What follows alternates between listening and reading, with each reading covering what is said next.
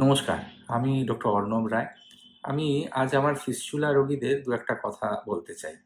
ধরুন anal fistula যারা ভুগছেন, অনেকেই আমার কাছে এসে জিজ্ঞেস করেন যে, "ডাক্তারবাবু, এই অপারেশনটা যদি আমি একবার করিয়ে নিই ফিস্চুলার, তাহলে আর সারা জীবনে হবে না তো? একদম সারা জীবনের মতো নিশ্চিন্ত তো?" এই বিষয়েই আমি দু-একটা কথা বলতে চাই। অ্যানাল ফিস্চুলা একটা এমন রোগ যেটা অপারেশন দ্বারাই ঠিক হয়। ওষুধে এর কোনো নিরাময় নেই।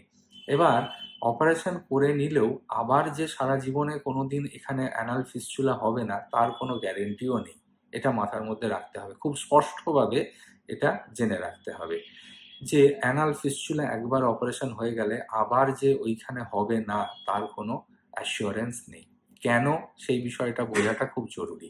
ধরুন শরীরের একটা অন্য কোনো জায়গায় ফোড়া হয়েছে। ধরুন হাতে একটা ফোড়া হয়েছে।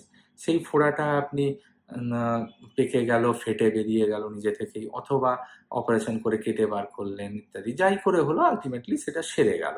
এবার সেরে যাওয়ার পরে সারা জীবনে যে ওই জায়গায় আবার ফোড়া হবে না, তার কি কোনো অ্যাসিওরেন্স আছে?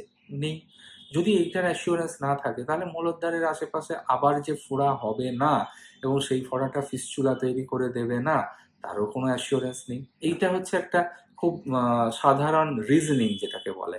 যে ফোড়া আবার হতেও পারে, ফিস্চুলা আবার হতেও পারে। হ্যাঁ, এবার ফোড়া যাতে না হয় তার জন্য বিভিন্ন রকম আ চিকিৎসা আছে। স্বচ্ছতা রাখতে হবে, জায়গাটা একটু কনস্টিপেশন, আমাশয় জাতীয় রোগ যাতে না হয় সেই দিকে খেয়াল রাখতে হবে। একটু অনেকক্ষণ বসে থাকা যাবে না। আ তারপর খুব টাইট জামাকাপড় পরা যাবে না, ইত্যাদি এরকম অনেক কিছু মেজার্স আছে যেইগুলো করলে হয়তো ওই জায়গাটাতে ফোড়া হবে না। এবার ফোড়া না হলে ফিস্চুলা হওয়ার সম্ভাবনাটাও খুব কমে যাবে। তাহলে এইটা হচ্ছে একটা বিষয় যেটা সবাইকে মনে রাখতে হবে। দ্বিতীয় আরেকটা জিনিস আ মাথার মধ্যে রাখতে হবে যে ফিস্চুলা অপারেশনের আগে আমি কি বিষয়ে তাহলে ডাক্তারবাবুর কাছে জিজ্ঞেস করব? গ্যারান্টি তো নেই। তাহলে আমি কি জানতে চাইবো ডাক্তারবাবুর কাছে?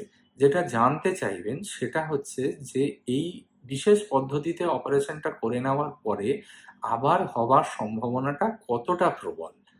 কত পার্সেন্ট থাকে যে একটা আবার হতেই পারে, এরকম একটা বিষয় থাকে ১ নাম্বার। আর ২ নাম্বার হচ্ছে যে আ আ অপারেশনের ফলে আমার ন মলবেগ ধারণের ক্ষমতাটা কমে যাবে না তো? বা নষ্ট হয়ে যাবে না তো? এই দুটো জিনিস আপনারা ডাক্তারবাবুদের কাছ থেকে একটু পরিষ্কার করে জেনে নেবেন। অ্যানাল ফিস্চুলা ট্রিটমেন্ট উইথ ক্ষারসূত্র, যেটা আয়ুর্বেদিক একটা পদ্ধতি, ক্ষারসূত্র দ্বারা অ্যানাল ফিস্চুলার চিকিৎসা।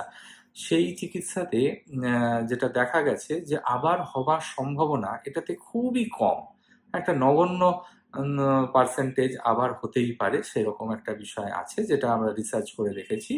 এবং ২য় যেটা যে ওই মলত্যাগ করার মানে মলবেগ ধারণের ক্ষমতাটা কমে যাবে কিনা, এটা একবারেই হবে না। তো এই দুটো বিষয় মাথার মধ্যে রেখে ফিস্চুলা চিকিৎসার জন্য অ্যানাল ফিস্চুলা ট্রিটমেন্ট উইথ ক্ষারসূত্র বা ক্ষারসূত্র দ্বারা অ্যানাল ফিস্চুলার চিকিৎসা করাটা সবসময় আ ভালো। যেটাতে আপনার মলত্যাগের বেগ, মল ধারণের বেগটাও নষ্ট হবে, করার ক্ষমতাটাও নষ্ট হবে না। আর আবার হবার সম্ভাবনাটাও খুব কম। নমস্কার।